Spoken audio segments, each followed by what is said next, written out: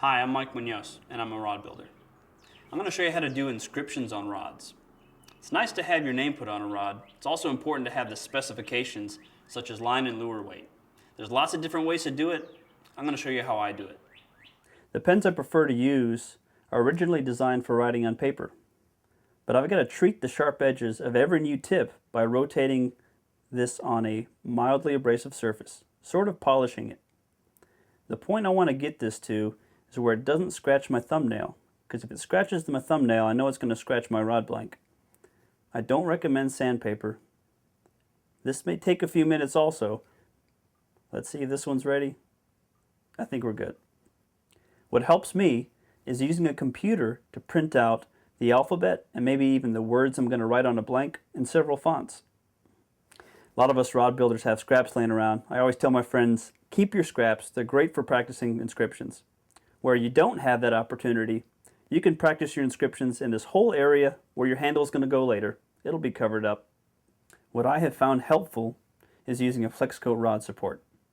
The track on the underside conveniently puts the surface of my rod on the same plane as my hand, just as if I'm writing on a piece of paper. For bait cast rods with a trigger, I either hang the trigger off the side of the table, or like I'm doing here, use the extra flex coat rod support to elevate the planar surface. The idea is to be comfortable. Now that I'm comfortable, I just need some paint.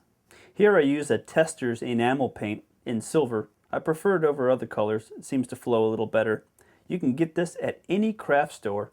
Dip your pen in the paint, remove any of the excess on the side, and just get into writing.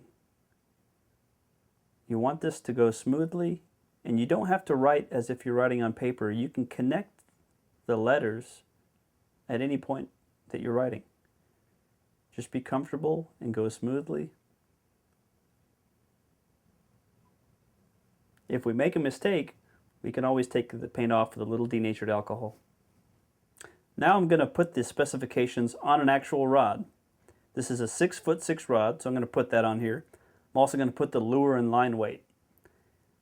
Other things you could write on the rod, or maybe the person's nickname you're building it for.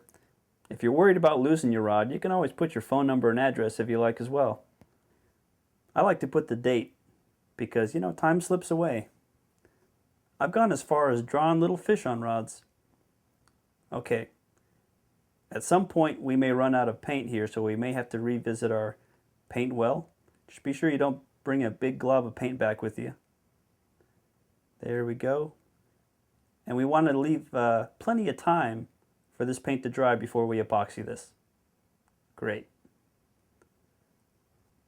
Here's a few examples of some inscriptions that I've done. They're already epoxied. Here's a nickname, a dentist's title and his name, a date.